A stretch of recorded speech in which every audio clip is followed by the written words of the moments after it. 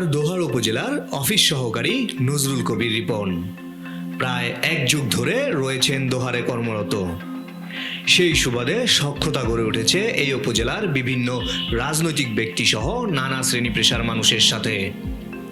মইনুট ঘাটের প্রতিদিনের খাস কালেকশনের টাকা হিসেবে গরমিল, নামে বেনামে সম্পদ অর্জন ও প্রতারণার নানা অভিযোগ রয়েছে এই সরকারি কর্মকর্তার বিরুদ্ধে। এমন অভিযোগের প্রাথমিক তথ্য আমলে নিয়ে মাঠে নামে এশিয়া বার্তার অনুসন্ধানী দল। ধীরে ধীরে বেরিয়ে আসতে থাকে থলের বিড়াল। অনুসন্ধানে জানা যায়, মইনুট ঘাটে কোনো ইজারা না থাকায় প্রতিদিনের খাস কালেকশনের টাকা সংগ্রহ করেন নজরুল কবির। ঘাটে স্পিডবোট ও লঞ্চের দেখাশোনার দায়িত্বে থাকা আক্তার হোসেন নামে এক ব্যক্তি বলেন, প্রতিদিনের টাকার হিসাব আজিজ মাস্টারের মাধ্যমে দেয়া হয় এই নজরুলের কাছে। গত মাসের জমাকৃত টাকার হিসেবের খাতা দেখাতে না পেরে আজিজ মাস্টারের কাছে রক্ষিত রয়েছে বলে জানান আক্তার হোসেন। আমাদের মাস্টার আনে কিভাবে সেটা মাস্টার বলতে পারে আমি জানি। তাইলে এমনি আপনাদের এই যে কালেকশনটা আছে, হ্যাঁ জি, আপনাদের এই কালেকশন যেটা হয় এখন যেহেতু গভর্নমেন্ট দায়িত্বে, সেহেতু আপনারা এই খরচ বাদ দিয়ে গভর্নমেন্টই তো নেওয়া যায় প্রতিদিন কাজের এটা খরচ বাদ দিয়ে, তাই না? আর এই আগের খাতাগুলো আছে হচ্ছে আপনার আজিজ মাস্টার। এ বিষয়ে আজিজ মাস্টারের টেলিফোনে জানতে চাইলে তিনি হিসেব দিতে অপারগতা প্রকাশ করেন। এখন এটা হিসাব মানে প্রতিদিন যা কালেকশন হয় খরচ বাদ দিয়ে আপনারা বুঝাই দেন উপজেলায় নজরুল ভাইয়ের কাছে। আচ্ছা, এই যে এখানে 3/11/2024 একটা খাতা আছে, আগের খাতাগুলো কি আপনার কাছে ভাই? আগের খাতাগুলো কি আপনার কাছে? আপনার এই হিসাবটা কি করবেন? এটা তো ইনো স্যারের কাছে গেলে তো স্যার এই আপনার তো দিয়ে দেবে। না না, ওইখান থেকে তো আমরা তথ্য নিবই, বাট আপনারা মানে কিভাবে কত জমা দিচ্ছেন বা এই জিনিসটা আমরা একটু দেখতে চাইছিলাম। এটা কি দেখাইতে আপনাদের কোনো মানে বাধা আছে? না, বাধা না, এটা তো আসলে পিছনে গভর্নমেন্ট ওইভাবে রাখে রে। তার এমন তথ্য গোপন ও অস্পষ্ট বক্তব্য জন্ম দেয় নানা প্রশ্নের। অভিযোগ রয়েছে, এই ঘাটের হিসাব বহির্ভূত অনেক টাকাই চলে যায় নজরুল ও আজিজ মাস্টার সহ আরও কয়েকজনের কাছে, যেখানে প্রতি মাসে বিপুল পরিমাণে রাজস্ব হারাচ্ছে সরকার। অনুসন্ধান চলাকালীন সময়ে নজরুলের বিরুদ্ধে দুর্নীতি দমন কমিশন সহ বেশ কয়েকটি দপ্তরে জমা পড়ে অভিযোগ। এমন একটি কপি আসে প্রতিবেদকের হাতে। জানা যায়, গত 3 বছর আগে নজরুল নিজের আত্মীয় পরিচয়ে ঢাকা জেলার বাইরের 2 ব্যক্তির নামে প্রথমে ভুয়া জন্ম নিবন্ধন করে বন্দোবস্ত নেন সরকারি জমি। পরে ওই জমি দখলের জন্য রাতের আধারে গাইডওয়াল নির্মাণ করতে গেলে স্থানীয়দের তোপের মুখে পড়েন তিনি। রাত 12টা 1টা বাজে আর কি ভিডিও উঠাই না একটা ওয়াল করে হ্যাঁ। পরে আপনারা বাধা দেন না এলাকা? পরে আমরা তো সে বাধা দিয়ে ওই ওয়াল সব যা আসলো এই পাবলিক সব ভেঙে ওখানে তাগর তো ক্ষমতা থাকবো, তারা এটা তাগো নাগো ইধে নেই উল্টো করে দিচ্ছে যে ভূমিহীন ওইসে একজনের নামে তোমার এই জমিন তার তোমার নামে ভূমিহীন করবে। রাত 12টা থেকে গাই এটা আমি যাই না, গাঁথনি শুরু করে দেয়, গাঁথনি শুরু করে দিয়ে দেখা যায় সকালবেলা নেই। নজরুল করতে এটা? হ্যাঁ, এই করতো। আর হ্যাঁ, কাজই আসলে ওইগুলো মানুষের ক্ষতি ছাড়া ভালো করতো না, এতটুকু। আপনারা আসলে কি স্যার এই ধরনের লোককে কি স্যার? এটা বিচার চাই আমরা, বিচার করাই তো ভালো। ভালো মানুষের মারিয়া খাওয়াটা এটা তো ভালো না, খারাপ লোকের বিচার করাটাই ভালো। বিচার হলে জনগণে জানবো যে না, খারাপ লোকের বিচার হচ্ছে, ভালো লোক শান্তিতে থাকতে পারবে।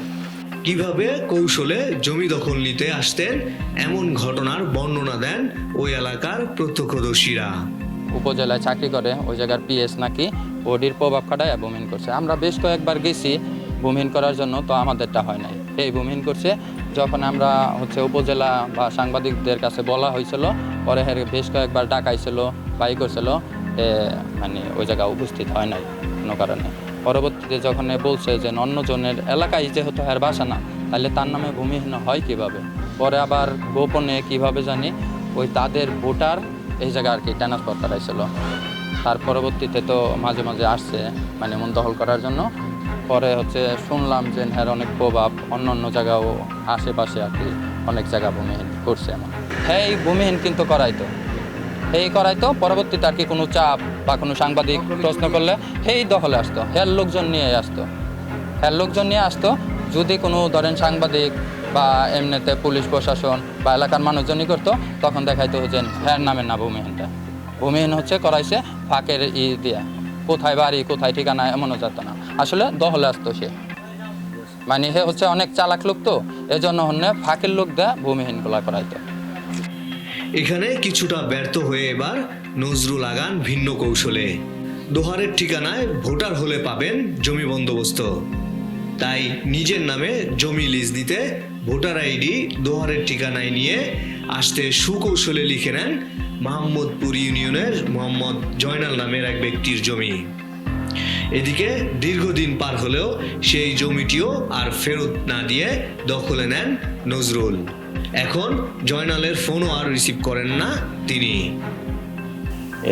এই এলাকায় চাকরি করে, আইডি কার্ডটা মানে তার একটু ভালো করার জন্য বা চাকরিটা করার জন্য আমাকে বললো যে কাকা আমাদের অল্প একটু জায়গা দেন, 2-3-4 শতাংশ যাই দেন, দিলে আমি একটা ঘর তুলবো, ওই ঘরটার মধ্যে আপনি থাকবেন, আপনি বসবেন, আমি খেলে আসবো যাইবো, আপনি আমার মুরব্বী, এই প্রচনা করে আমার কাছে কাজটা করছে, আর কিছু না।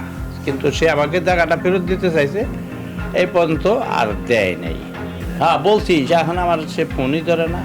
হ্যাঁ, গাড়ি টাড়ি সবই আছে এখানে, চাকরি করে মনে হয় খুব কম বেতনে, এখানে গাড়ি বাড়ি নাই এমন কোনো কিছু নাই, টাকা পয়সা বহুত এখানে মালিক। তার এখন হচ্ছে যে দেশের বাড়িটা হচ্ছে মনে হয় এই জায়গাতে না, ময়মনসিংহ। আসলে এখন মনে হয় এই জায়গা, ওই যে অনেক জায়গা ভূমিহীন করছে, তো এই জন্য হচ্ছে এই জায়গার ভোটার সম্ভবত হয়েছে। অনুসন্ধানের আরো গভীরে প্রবেশ করে জানা যায়, সীমিত বেতনে চাকরি হলেও নজরুল নিজ জেলায় ময়মনসিংহে করেছেন বিলাসবহুল বাড়ি। গত 6 আগস্ট দোহারের এক ব্যক্তির কাছ থেকে ক্রয় করেন নিশান গাড়ি। তো আমার অফার করছে যে একজনের পাই অনেকজনের দিয়ে বলছে যে আপনার গাড়ি বিক্রি করবেন, বৈশারে ফালাই রাখছে যে তাহলে বিক্রি করে দিই, নষ্ট হয়ে যাবে বাসাতে পয়সা থাকলে। পরেও বলছে তাহলে ভাই আমি কিনবো, কিনেন। তো আমি 5.5 লাখ টাকা দাম চাওয়ার পরে ও আমাকে বলছে যে না আমি 4.5 লাখ দেবো। পরে আসতে তর্ক বিতর্ক করে পরে আমি টেস্ট টোকেন ডিসে ম্যাচ ছিল না, আমার আমি এগুলো করে দেবো, আপনার আমার 4,80,000 টাকা 80,000, তার 4,80,000 দিচ্ছে, আমি এগুলো করে দিচ্ছি, টেস্ট টোকেন ফিটনেস রেনু করে দিচ্ছি। এই 4,80,000 টাকা দিয়েই ওর নামে একটা স্ট্যাম্প করে নিচ্ছি। উপজেলার অভ্যন্তরে গাড়ি পার্কিং করলেও প্রশাসনের মন্তব্য কিছুই জানেন না তারা। আমরা যখন মুখোমুখি হতে চাই নজরুলের, তখন খবর আসে চিকিৎসার কারণ দেখিয়ে 10 দিনের ছুটি নিয়ে ঢাকায় যাচ্ছেন তিনি।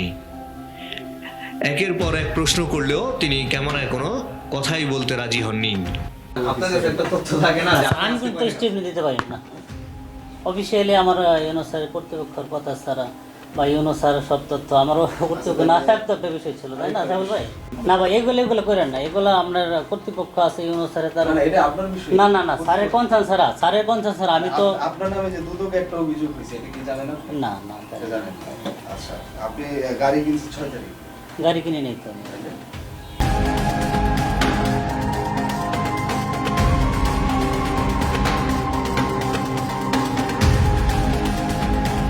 অফিস থেকে বেরিয়ে যাওয়ার পর ক্যামেরায় আনুষ্ঠানিক বক্তব্য নিতে 4 ঘন্টা আমরা উপজেলা অপেক্ষায় থাকলেও এক পর্যায়ে নিশান গাড়িটি নিয়ে দ্রুত গতিতে চলে যান নজরুল।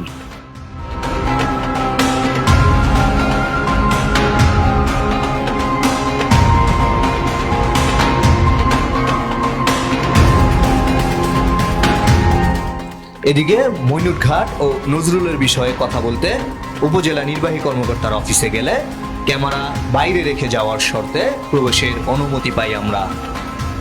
তিনি জানান, মইনুটঘাটের হাঁস কালেকশনের জন্য নতুন করে আলাদা একটি কমিটি করে দেওয়া হয়েছে। এছাড়া কোনো ব্যক্তির অবৈধ আয় বা সম্পদের বিষয়ে দায়ভার প্রশাসন নেবে না। দোহারের জনগণের ট্যাক্সের টাকায় যাদের বেতন, সরকারি কর্মচারীদের এমন রামরাজত্ব থামাতে না পারলে হয়তো অধরাই রয়ে যাবে এমন অনেক নজরুলের গল্প। সঠিক তদন্তের মাধ্যমে দুর্নীতি দমন কমিশন, জেলা ও উপজেলা প্রশাসন ব্যবস্থা নেবেন নজরুলের বিরুদ্ধে, এমনই প্রত্যাশা সাধারণ মানুষের।